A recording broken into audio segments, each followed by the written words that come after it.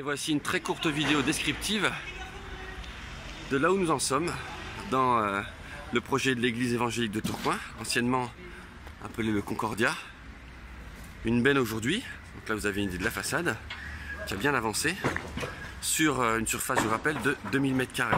Et on rentre à l'intérieur.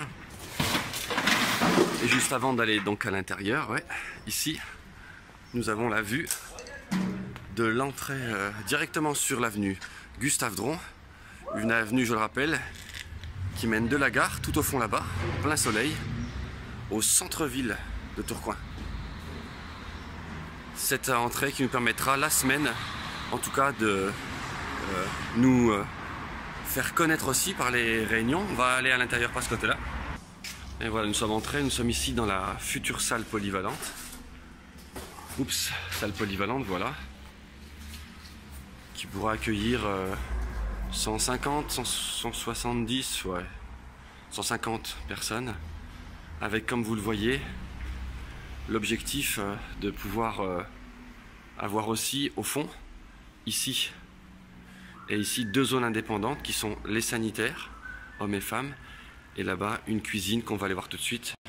Voilà, un lieu pour une cuisine professionnelle, en tout cas, avoir tout le matériel qu'il nous faut pour pouvoir organiser ici, dans cette salle, les rencontres, les dîners humanitaires, les cours aussi bibliques, les rencontres jeunesse, et tout ce qu'on peut imaginer directement donnant sur l'avenue Gustave Dron.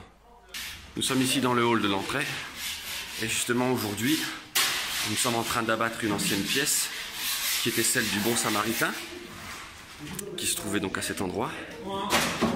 Et donc au fond du couloir, nous avons donc notre salle de rassemblement actuelle. Quelques images rapidement.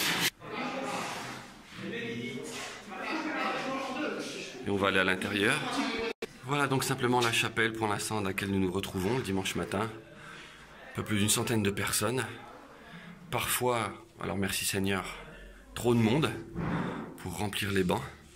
Nous espérons pouvoir vite basculer dans la salle polyvalente. Sachant que ce lieu, par la suite, dans la vision, a vocation, c'est ce que je désire, de devenir un lieu multimédia, avec dans cette zone-là, grâce au plafond rabaissé, toute une zone de studio, prise de vidéos pour que l'évangile soit annoncé aussi sur Internet. Grâce à l'entresol, nous pourrons y placer, bien sûr, eh bien, des régies, sans problème.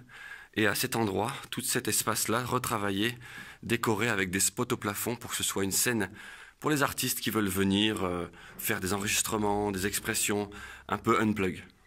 Nous retournons maintenant de l'autre côté, en sachant qu'à cet endroit, il y a un escalier qui monte encore vers la grande salle du haut, la future salle, la grande salle, et qui nous permet d'accéder aux entresols. Voilà, en pleine démolition de cet endroit qui était le Bon Samaritain. Hop. Ouais, mange pas ça, garçon. Mange pas ça. Allô Ignace. Pardon, je ne fais que passer, merci. Et donc le Bon Samaritain était délocalisé au fond. Transformation aussi de cette pièce qui était ancienne salle de jeunes. Non, pardon, l'ancienne bibliothèque qui deviendra salle de jeunes. On va continuer, je vous amène là-bas directement. Donc nous arrivons donc dans cette pièce qui est celle, le premier local maintenant tout neuf du Bon Samaritain. On commence à re-remplir les rayonnages bien sûr. D'autres salles et d'autres lieux pourront venir aider parce qu'au niveau volume, nous allons augmenter les familles, etc., etc. Et repasser aussi à une aide vestimentaire. Bien sûr, le côté place doit se calculer, vous savez ce que c'est. Ici, c'est l'entrée vers le sous-sol, une cave, un lieu complètement excavé. Et nous donnons ici, sur l'autre côté de l'avenue, ce qui est intéressant, c'est que l'Assemblée donne sur la rue Carnot et sur l'avenue Gustave Dron. On a vraiment pignon sur rue. Merci Seigneur. Nous arrivons maintenant sur le côté, je ferme la porte pour la poussière, l'autre côté du bâtiment, qui n'est pas encore en travaux, amélioré mais pas encore en travaux. Ici, une grande salle annexe qui nous permet nos réunions, nos rencontres, nos réunions de prière, etc., etc., avec une cuisine au fond, là, toujours un piano pour louer Dieu partout où nous sommes. C'est ici, dans cette salle, que nous faisons aussi les rassemblements jeunesse de louanges, très à proximité du piano, avec une percussion et les jeunes qui louent le Seigneur.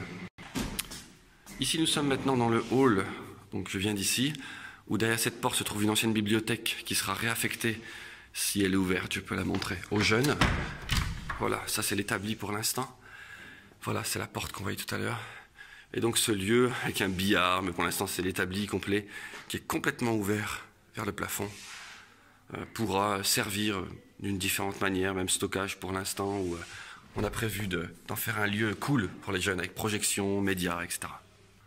Pour ne pas faire long, nous avons derrière cette porte une grande salle pour les enfants, une nurserie à cet endroit, la porte qui donne sur la rue Carnot cette fois-ci, un ancien toilette tout transformé en débarras, l'ancien local sous l'escalier jeunesse qui est devenu trop petit, donc maintenant nous sommes en haut, nous sommes rendus, c'est fermé, nous sommes rendus à une quarantaine de jeunes parfois, et donc là-haut il y a donc un appartement, et sur toute la surface que vous voyez au plafond ici, il y a encore une zone donc de salles qui seront prévues pour le bureau et l'emplacement du rassemblement du conseil, mais aussi le bureau pastoral qu'il n'y a pas pour l'instant, et le bureau aussi du président de l'association qui n'existe pas non plus pour l'instant. Retournons de l'autre côté et je finis par la grande salle. Donc voilà, je viens d'en bas et je vais vous montrer directement, et pour finir, la grande salle, ce qu'on appelle la grande salle, c'est-à-dire l'ancienne salle de culte que nous avions, que vous avez connue peut-être. Je vous montre quelques photos rapidement. Rappelez-vous ce lieu. Et donc nous l'avons retravaillé, et on peut dire vidé de son contenu complètement. Il fallait tout enlever. Elle est encore en amphithéâtre, bien sûr. Voilà, ça résonne bien, mais vous avez donc une idée de la scène, de l'estrade. Et elle ira jusque là-haut. Alors, je sais qu'on ne voit pas grand-chose à l'écran. On a donc un mur avec 2 prises de lumière. Il y aura une grande baie vitrée. Sur toute la largeur de la salle, il y aura, la nurserie. On a une idée ici de la grandeur du travail. Je vais regarder si je peux mettre la lumière, voilà. Peut-être vous voyez mieux, ouais, voilà. Ici, nous aurons donc une baie vitrée qui donne sur toute la nurserie. Nous devons donc, bien sûr, comme vous le savez, vous avez été contraints à cela aussi, respecter les règles en mettant un ascenseur qui va arriver ici, à 2 niveaux, pour donner un accès à la nurserie, et un ascenseur donc, qui est à l'extérieur, qui va aussi donner un accès aux personnes. Et sur la première rangée, nous aurons toutes les places pour les personnes handicapées.